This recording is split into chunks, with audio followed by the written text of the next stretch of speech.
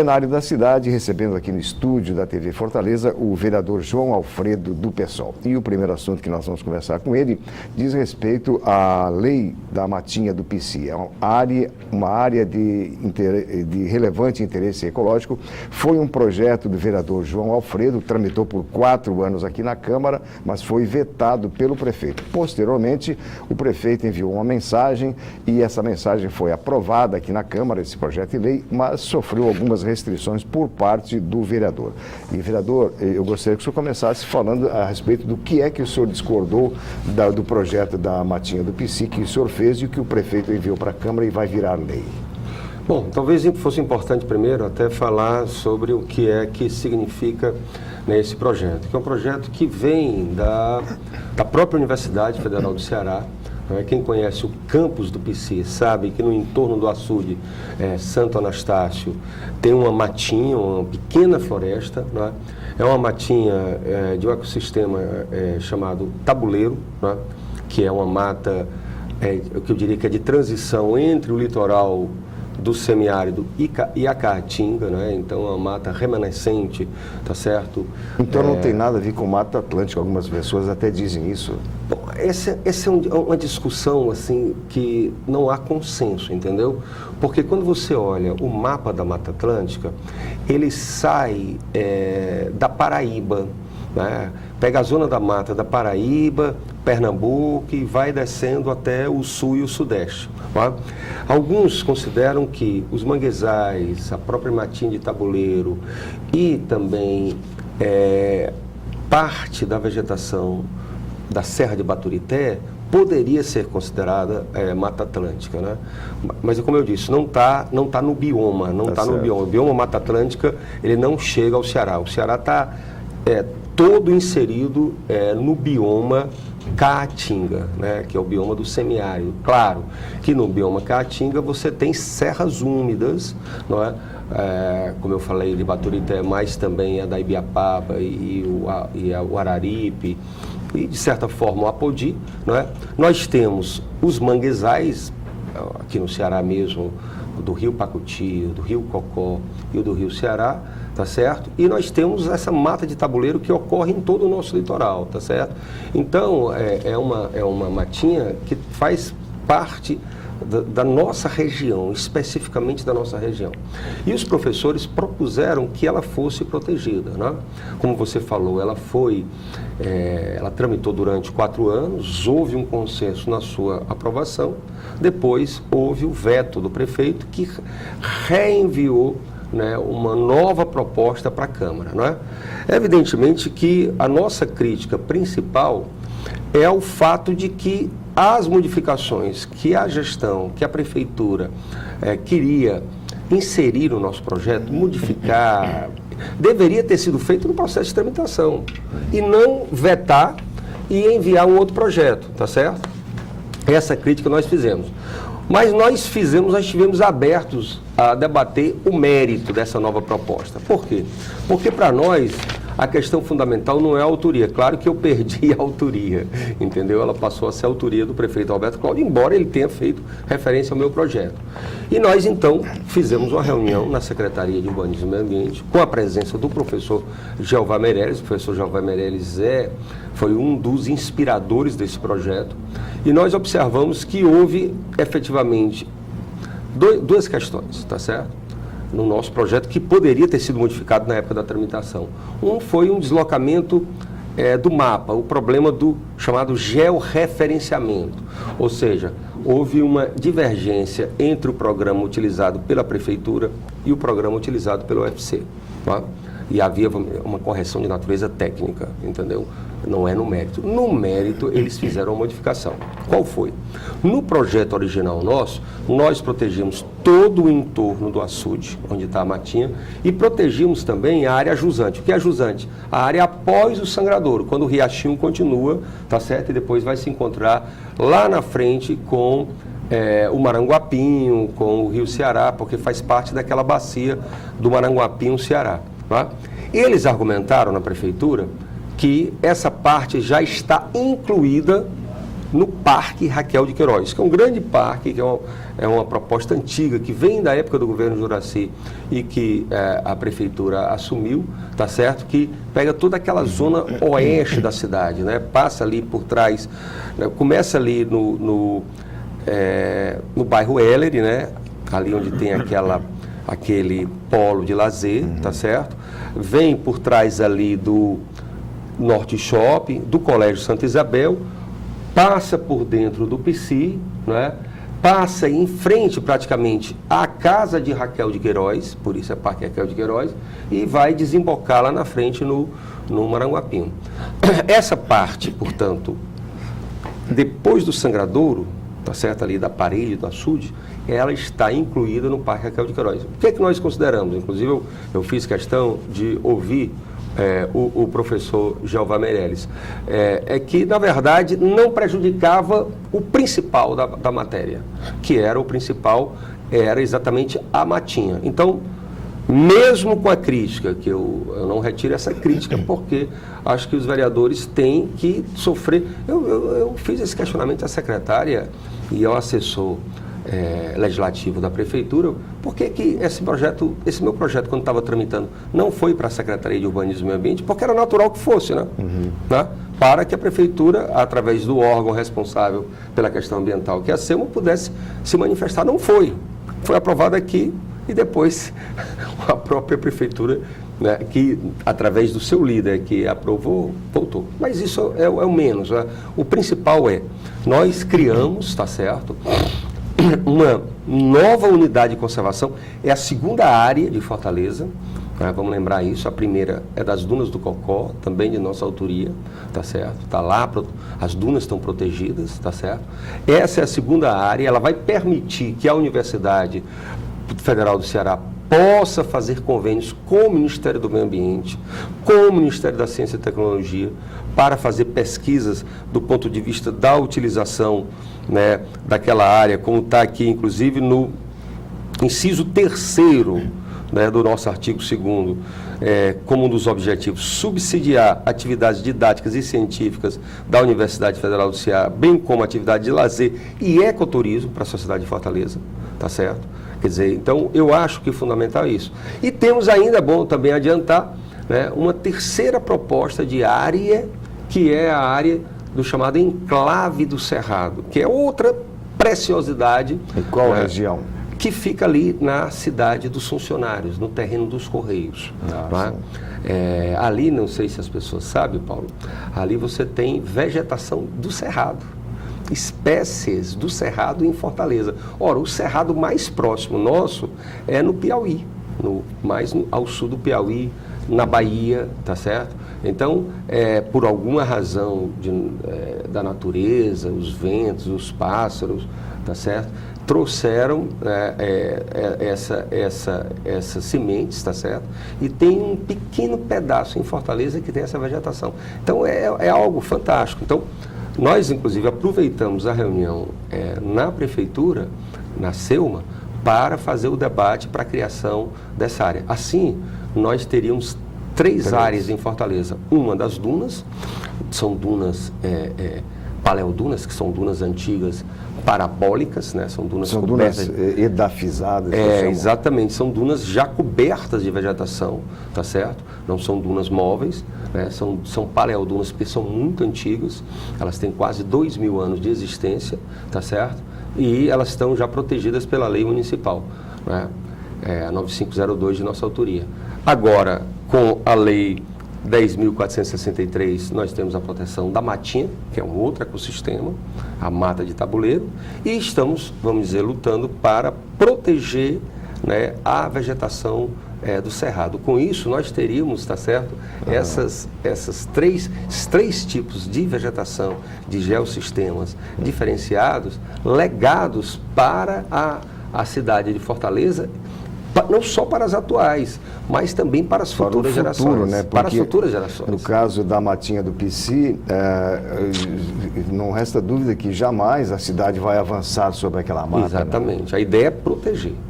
esse nosso patrimônio que ainda nos resta. Exatamente. Vereador, um outro aspecto que diz respeito à questão da regulamentação do Parque do Cocó, né, que parece que vai ser no mês de junho, Dia Mundial do Meio Ambiente, em mais de 1.050 hectares. Qual a sua análise? O senhor acha que ao longo do tempo o Parque do Cocó encolheu, né? Não sei quanto, mas encolheu para a imobiliária. Exatamente, ele encolheu, né? De fato, nós perdemos para o parque essas áreas de viadutos aí, né? O viaduto lá da Antônio Salles com a Sebastião de Abreu, esse viaduto que inclusive uma parte dele caiu aqui na Raul Barbosa, a Sebastião de Abreu, né? Estou colocando esses fatos aí, mas outras áreas inclusive foram comidas pelas beiradas, né, com ocupações irregulares, com desmatamentos. Na cidade de 2000 ali é bastante visível, né, que entrou. Entrou uma área ali, inclusive um conjunto habitacional entrou quase na margem do rio, né?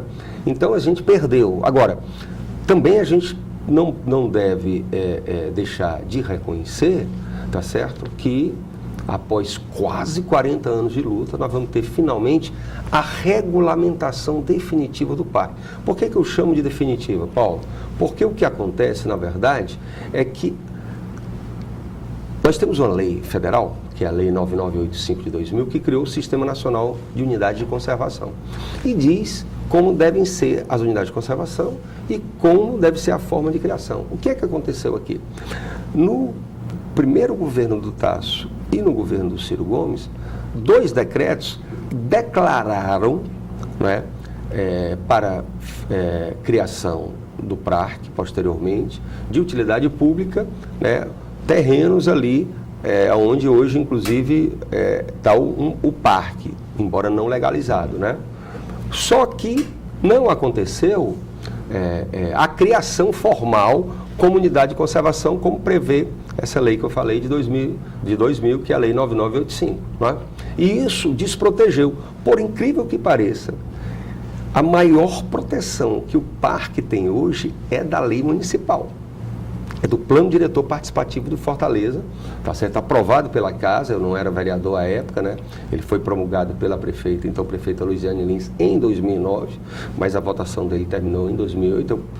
Eu mesmo, não sendo vereador, participei de algumas audiências públicas aqui, tá certo? E ele criou naquela faixa todinha uma ZPA, uma Zona de Preservação Ambiental. Então, hoje, ele está protegido por essa lei, mas legalmente, juridicamente, não é uma unidade de conservação. É preciso que haja uma lei ou um decreto criando o Parque Estadual do Cocó, que é o que vai acontecer, tá certo? E aí, então, primeira coisa, Movimento SOS Cocó, né? Lembra aqui dos primeiros, eu quero fazer essa referência, professora Marília Brandão, professora Wanda Claudino Salles, tá certo? Professor Flávio Torres, da Física, o inesquecível, né, saudoso Joaquim de Castro Feitosa, né, o nosso querido Feitozinho, que já faleceu, tá certo? Todos eles, tá certo, tinham naquela época a SOCEMA, que era a Sociedade Cearense de Defesa do Meio Ambiente, da Cultura e do Meio Ambiente, que abraçou essa questão da proteção do Cocó. E o movimento SOS Cocó. Mas também nós não podemos esquecer o Ocupe o Cocó. Não é? O Ocupe o Cocó, que acampou durante quase 3 meses na defesa do parque. O movimento das dunas do Cocó, a Associação dos Geógrafos. Então, a sociedade civil foi muito forte. A participação do Ministério Público Federal. Quero destacar aqui 2 procuradores em especial, o procurador Oscar Costa Filho e o procurador Alexander Salles, né, que inclusive formou, né, o fórum do Cocó. Esse fórum com representantes dos governos, da sociedade civil, das universidades, tá certo? Acabou apresentando essa proposta ao governador, né, que foi analisada. Então, eu acho que isso tudo. Agora, há alguns problemas ainda na proposta do governo. O jornal O Povo, inclusive, traz um desses fatos, que é o fato de que a área da ponte estaiada, que o governo não sabe nem se vai fazer, tá certo? Foi retirada do parque, ou seja, aquilo... Já está fora. Está fora. E se o governo não fizer a ponte, nós temos questionamentos muito grandes com relação a essa ponte, vai ficar entregue à especulação imobiliária e nós vamos perder, né, esse pedaço importante do parque. Então, o que é que vai acontecer? Só para as pessoas saberem, e aí a gente aproveita, inclusive, para divulgar. Vai haver uma reunião do Fórum Cocó no dia 26 desse mês, né, que é, se eu não me engano, é terça da semana que vem, aonde nós vamos fazer análise da proposta do governo e apresentar, vamos dizer, as nossas emendas, né, e no dia 6 de maio, na Assembleia Legislativa, haverá uma audiência pública conjunta, Assembleia e Câmara. Nós requeremos aqui o deputado Renato Roseno, o deputado Elmano, a deputada doutora Silvana solicitaram lá para debater essa proposta do governo. Então, eu acho que nós queremos garantir o máximo de proteção ainda que houver, mas tenho que reconhecer que finalmente nós chegaremos, né, ao fechamento, né, de uma longa, né, e intensa luta em defesa da nossa principal área verde de Fortaleza. Só para encerrar, eu sei que já temos um intervalo, é preciso que as pessoas saibam que 2/3 do território de Fortaleza faz parte da bacia do Rio Cocó. Não é só esse pedaço aqui não, né? O Cocó, ele tem áreas na zona sul, na zona oeste da cidade, e ele é um rio que nasce lá na Serra da Aratã, em Pacatuba, né? Então é preciso que a gente tenha a compreensão do Cocó como um todo, como um ecossistema que tem que ser protegido. Muito bem. Plenário da cidade, vamos fazer um breve intervalo, como o vereador já mencionou, e daqui a pouco estaremos de volta falando sobre essas questões ligadas à ecologia. Aguarde um minuto.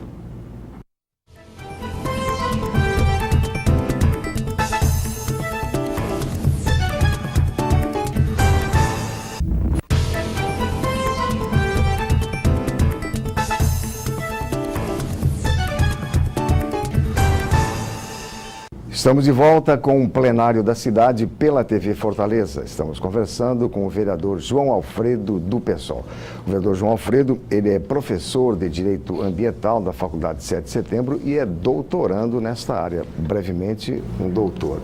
Mas, vereador, nessa questão que o senhor, por ser professor de Direito Ambiental, não só por isso, mas sobre esse interesse que o senhor tem pela ecologia, pela preservação, é algo que, infelizmente, não está assim na maioria das pessoas. As pessoas passam batido por isso aí é mata, não sei o quê, e seria importante que esse seu pensamento fosse mais difundido para a sociedade. Paulo, eu acho que melhorou, entendeu? Assim, eu não quero ser tão pessimista assim, porque eu já tenho mais de 30 anos de militância na questão ambiental. Hoje, assim, ela tem uma presença muito mais forte. Se você olhar as crianças dos dias de hoje, tá certo? A compreensão, ela é bem melhor, tá certo? Eu diria que na média da sociedade, tá certo? Já foi pior. Já foi pior. Já, esse tema já não entrava. Para mim, o problema principal está exatamente nos governantes e nos empresários, entendeu? Para mim, o presente, não há uma incorporação desse tema. Do ponto de vista dos empresários, a visão capitalista, entendeu? Que é uma visão imediatista, que é uma visão da busca do lucro imediato, tá certo? Quando se olha uma área como essa, vamos pensar as dunas, o que é que os construtores querem? Querem construir lá. Tirar a duna do local, planear e botar planear, perder. Então, quer dizer, não percebem que ali você tem, como usar a expressão da professora Wanda Claudina, um tesouro, tá certo? Do ponto de vista de uma área que tem quase 2.000 anos de existência e que você pode pesquisar como é que era Fortaleza, inclusive antes da sua ocupação, que é uma ocupação bastante recente, tá certo? Então essa visão do lucro, essa visão do crescimento econômico, essa visão, ela se choca. E os próprios governos, veja, o Ceará hoje, são os estudos do professor Alexandre Costa, é o segundo maior emissor de CO2, de gás carbônico, do Brasil. Perde apenas para o Rio de Janeiro, onde está um complexo petrolífero imenso, tá certo? Por conta de quê? Por conta de uma termoelétrica, tá certo? Lá no Pecém, né? Que queima carvão mineral e que gasta uma quantidade absurda de água, num estado, inclusive, como o nosso, carente de água, como a gente sente hoje nesse período, né, que nós estamos no 4º ano de seca, né? O que é que o governo do estado está fazendo, Paulo? Está propondo à Assembleia incentivos fiscais para trazer outra termoelétrica. Quer dizer, nós deveríamos aqui incentivar a energia solar. Nós somos a maior, vamos dizer, usina, né, térmica do sistema solar é o Sol, entendeu? Um dia de sol, são cálculos que os ecologistas, os engenheiros fazem, um dia de sol, bem aproveitada a energia dele, serviria para garantir energia para o planeta todo, durante todo um ano. Só então, um dia. Um dia, entendeu? Quer dizer, a gente não precisava estar desmatando para fazer hidrelétrica, a gente não precisava estar queimando CO2 em termoelétrica, a gente não precisava apostar nessa energia extremamente perigosa, que é energia nuclear, tá certo? A gente poderia estar fazendo isso. A Alemanha, que é um país frio, ela tem mais, né, usinas solares do que nós. A gente poderia ter aqui na Câmara Municipal, vamos pensar na Câmara, em cima da Câmara, uns painéis, tá certo? De acumular energia e a gente não depender da energia da Coelce. Isso poderia estar nos programas Minha Casa Minha Vida, isso poderia estar presente, tá certo? Nos condomínios, nas lojas e tudo mais, quer dizer, então, aí você aposta nisso. Então, o problema que eu vejo principalmente, né, é que falta isso. Então, o que a gente vê? Desde 2007, que o IPCC, que é o painel das mudanças climáticas da ONU, já coloca o problema do aquecimento global. Não é de agora não, é de 2007. E a gente não vê uma mudança dessa política. Muito bem. O vereador, nós estamos numa casa política, evidentemente, e nesse momento não existe nenhum assunto político mais importante do que está sendo debatido agora no Senado, vai começar a questão do impeachment. E no domingo nós tivemos, durante a votação, cenas terríveis lá. Eu gostaria que o senhor fizesse uma breve apreciação a respeito da votação. Bom, nós sabemos, todos sabem que o pessoal ele faz oposição ao governo Dilma pela esquerda. Acha que o governo Dilma é um governo muito ruim do ponto de vista que inclusive do programa que apresentou para as eleições, né? Acabou fazendo um ajuste liberal, né, neoliberal, um ajuste fiscal de natureza neoliberal que levou ao crescimento do desemprego muito grande no país, abandonou algumas propostas, restringiu recursos sociais, tá certo? O problema da corrupção, nós somos favoráveis à apuração dela, inclusive que ela não seja seletiva, porque infelizmente ela tem acontecido para atingir apenas um lado, direções. Não é? Ela, por exemplo, cadê o PSDB? Cadê o Aécio, que já foi citado várias vezes pelos delatores? Cadê a família do Eduardo Cunha, que já foi remetido para o Moro e não acontece nada, né? Mas nós achamos que a apuração tem que continuar, tanto lá no Paraná, como no Supremo Tribunal Federal. O problema é que o impeachment, da forma como ele está colocado, ele tem 3 questões para serem analisadas aqui. Primeiro, tá certo? A fundamentação jurídica, né? O impeachment ele precisa ter uma causa jurídica. Qual é a causa jurídica que está sendo apresentada? É a pedalada fiscal. A pedalada fiscal, na verdade, foi um adiantamento que o governo tirou do Banco do Brasil para pagar os programas sociais e que depois, inclusive, foi, vamos dizer, sancionada, né? O próprio Congresso aprovou isso. Então, quer dizer, isso não é, vamos dizer, isso é uma forçação de barra, isso não é um crime de responsabilidade, tá certo? É como se você pegasse uma pessoa, né, que, vamos dizer, cometeu um pequeno furto e condenasse à morte. É isso, entendeu? Quer dizer, a pena ela tem que ser proporcional, né, à irregularidade. Então, ali foi uma irregularidade? Foi. Mas o próprio TCU admitia, em casos anteriores, o TCU mudou a orientação. Foi cometida por ex-presidentes, foi cometida por governadores. Por quê? Porque não é crime. Não era. Passou a ser pela visão do Congresso, mas não era. Passou a ser por essa construção jurídica que teve aí, tá? Então, acho que esse é o primeiro dado, tá certo? Então, é como você dissesse assim, não, alguém foi no supermercado e pegou um leite ninho, uma comparação que eu faço, para a sua família que estava passando fome, e aí o juiz dá uma pena de morte. né? É diferente, por exemplo, de um estupro e tudo mais, tá certo? Então, segundo aspecto, quem é o juiz dessa causa? Uma Câmara dos Deputados desmoralizada. O que aconteceu no domingo virou piada nacional e internacional. Internacional. Não só por aquelas declarações daqueles parlamentares que não sabiam nem o que estavam votando. Essa que é a verdade. Não sabia, né? Fizeram, vamos dizer, aquele espetáculo deprimente. Mas porque 150 daqueles parlamentares estão envolvidos em crimes piores, inclusive, do que o tal do crime da responsabilidade das pedaladas fiscais.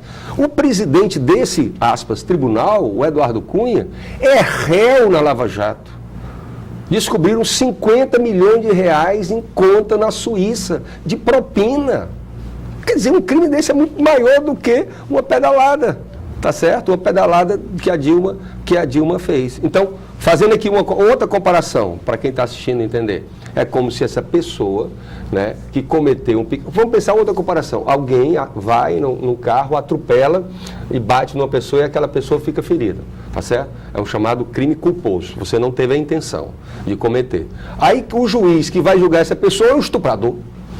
Entendeu? O juiz é um criminoso muito maior do que aquela pessoa que cometeu, né, aquele pequeno delito. Então, esse é o seu segundo fato. Então, é um golpe institucional, é um golpe que não tem, vamos dizer, uma fundamentação jurídica para que um governo, aí sim, um governo neoliberal, tá certo? Se as pessoas estão com raiva da Dilma, com decepção da Dilma, porque o governo dela é ruim, eu vou dizer uma coisa para vocês. É fichinha diante do que vem aí. Já adiantaram. Quem foi que o Temer chamou para conversar nesses dias? O Armínio Fraga, da época do Fernando Henrique Cardoso. O que o Armínio Fraga já disse? Não, tem que acabar com esse negócio de melhorar o salário mínimo. Não, tem que cortar, né, os programas sociais. Não, tem que criar mais dificuldade para as aposentadorias. Então vem um programa pesado. Para quê? Para remunerar os banqueiros. Dilma fez ajuste fiscal? Fez, tá certo? Esses setores ganharam muito? Ganharam. E aí você pensa o seguinte, estão pensando em colocar o Caiado no Ministério da Agricultura. Aí a perseguição aos movimentos vai ser muito grande, entendeu? Então, quer dizer, eu acho que tem uma reação. Infelizmente, o governo do PT, tá certo, alimentou, tá certo, uma cobra que está ali engolindo agora. Criou dentro de casa, alimentou o PMDB, o PP, o PSD, esses partidos, a bancada ruralista, deu tudo. Mas esse pessoal pensa assim, eu estou governando com o PT agora, tá certo? Mas se eu posso governar sozinho sem o PT e posso fazer todo o meu programa, o PT não serve mais para mim, eu jogo ele para fora. Enquanto o PT serviu para esse pessoal, eles foram todos juntos, né? No momento em que deixou de ser funcional e que o governo caiu num desgaste e a campanha feita pela mídia foi uma campanha para atingir, só você pensar assim, quem é o principal corrupto no Brasil? É o PT. Não é. O PT tem corrupto lá dentro? Tem. Inclusive, tem pessoas presas do PT, tá certo? Da cúpula da antiga direção do PT, tem. Agora, se você olhar, tá certo? Do ponto de vista dos parlamentares que estão sendo... A maioria está nos outros partidos, está no PMDB, está no PP, está entendendo? Estão nesses partidos que estão aí. Então, quer dizer, você tem uma situação em que foi um golpe, está sendo um golpe institucional, que não existiria se não tivesse Rede Globo, que o governo também ajudou, porque deu muito dinheiro para a Rede Globo de publicidade. Não existiria se não fosse o Judiciário, porque o Moro, com toda a coragem dele, a coragem deles... ela para aqui quando aqui está do lado o PSDB ou o PMDB. Não existiria se não fosse um Supremo, porque o Supremo se acovardou, a palavra é essa. Há 4 meses está na mão do Supremo o pedido do afastamento do Eduardo Cunha. E o Eduardo Cunha mandando no Brasil. Que é o mais poderoso do Brasil hoje é Eduardo Cunha. Acima da lei, acima da Constituição, acima do Supremo. Tá certo? Quais foram as últimas do Eduardo Cunha? Mudou uma pessoa... né? Colocou uma pessoa do lado dele, portanto agora ele tem 11-10, e agora o vice-presidente dele disse, não pode apurar tudo não. Vai limitar. Limitou a apuração, tá entendendo? Quer dizer, o cara, é mais fácil, veja que loucura esse nosso país, é mais fácil você jogar fora uma presidente da República que teve 54 milhões de votos do que o Eduardo Cunha. O processo da Dilma está bem rapidinho, o dele se arrasta desde o ano passado. E arrisca, inclusive, ele ser absolvido, como réu no Supremo, com dinheiro na Suíça, com a mulher dele viajando para o exterior com dinheiro público, de propina da Petrobras e tudo mais, tá entendendo? E ele, sabe, mandando. Ela reclamou, viu, hoje, quando vim para cá. Por que o Senado está demorando?